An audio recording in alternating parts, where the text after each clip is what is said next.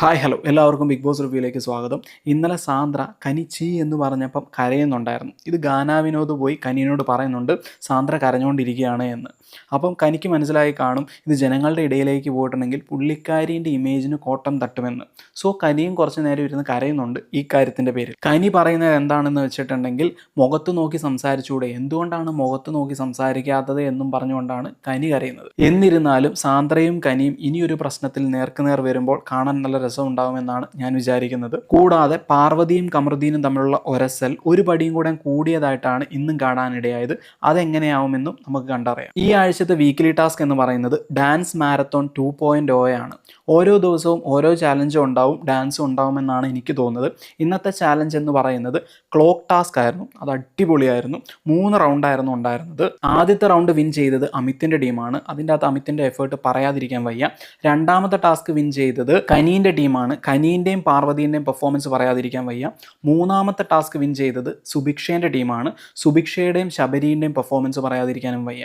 മൂന്നാമത്തെ ടാസ്ക് ആയപ്പോഴേക്കുമാണ് ഒരു കള്ളി വെളിച്ചതായത്. എന്താണ് എന്ന് വെച്ചിട്ടുണ്ടെങ്കിൽ അറോറ ആയിക്കോട്ടെ ആതിര ആയിക്കോട്ടെ ഈ ക്ലോക്കിൽ പോകുന്ന മിനിറ്റ്സ് എഴുതി വെക്കുന്നുണ്ട്. ശരിക്കും പറഞ്ഞിട്ടുണ്ടെങ്കിൽ അവർ മനക്കണക്ക് കൂട്ടി വെക്കുകയാണ് വേണ്ടത്. അത് നമ്മുടെ ഗാനാ വിനോദ് പൊക്കുന്നുണ്ട്. അപ്പോൾ ഗാനാ വിനോദ് പറയുന്നുണ്ട് ഇത് ശരിയല്ല, ഇത് ശരിക്കും പറഞ്ഞിട്ടുണ്ടെങ്കിൽ ഈ ഗെയിമിനെ അഫക്റ്റ് ചെയ്യുമെന്ന്. അപ്പോൾ നമ്മുടെ ദിവ്യ പറയുന്നുണ്ട് നിങ്ങൾ ഇങ്ങോട്ട് വാ, നമ്മുടെ ഗെയിമിനെ കോൺസെൻട്രേറ്റ് ചെയ്യാൻ നോക്കുകയെന്ന്. ശരിക്കും പറഞ്ഞിട്ടുണ്ടെങ്കിൽ അവിടെ ഗാനാ വിനോദിൻ്റെ ഭാഗത്താണ് ന്യായം.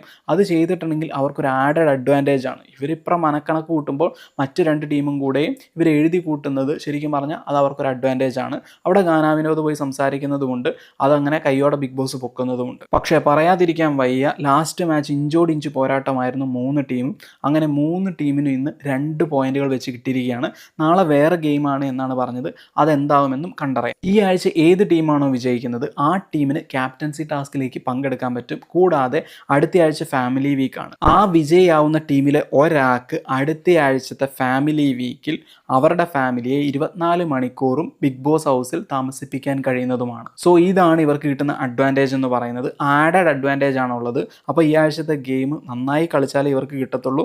സോ സാന്ദ്രയൊക്കെ ഭയങ്കരമായിട്ട് നോക്കുന്നുണ്ട് ഈ ഗെയിം വിജയിക്കാൻ വേണ്ടിയിട്ട്. ഈവൻ അമിത്തു ആയിക്കോട്ടെ, ഗാനാ വിനോദും ആയിക്കോട്ടെ, ദിവ്യ ആയിക്കോട്ടെ, അവരെല്ലാം ഫയറുണ്ട്. ഇനി നമുക്ക് ഗാനാ വിനോദിൻ്റെ ക്യാപ്റ്റൻസിനെ കുറിച്ച് പറയാം. പുള്ളിക്കാരൻ എല്ലാത്തിലും കുറച്ച് വെപ്രാളം കൂടുതലാണ്.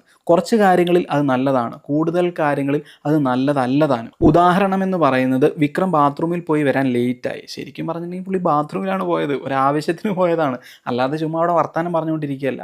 അതിന് ഗാനാ വിനോദ് ഇങ്ങനെ വിക്രത്തിനോട് ഇങ്ങനെ പറഞ്ഞുകൊണ്ടിരിക്കുന്നതൊന്നും എനിക്ക് ശരിയായിട്ട് തോന്നിയില്ല. പിന്നെ എല്ലായിടത്തും ഒരു ഇഷ്യൂ ക്രിയേറ്റ് ചെയ്യാൻ പോകുന്നത് പോലെയാണ് ഗാനാ വിനോദ് ഓരോ കാര്യങ്ങൾ ചെയ്യുന്നത്. അത് പുള്ളിയുടെ വെപ്രാളം കൊണ്ടാണ് എന്ന് ഞാൻ പറയും. സോ ഇത്രയൊക്കെ ഉള്ളൂ ഇന്നത്തെ video. Thank you for watching. നാളെ എന്താവുമെന്ന് കണ്ടറിയാം, നാളത്തെ ടാസ്ക് എന്താവുമെന്ന് കണ്ടറിയാം. Bye bye.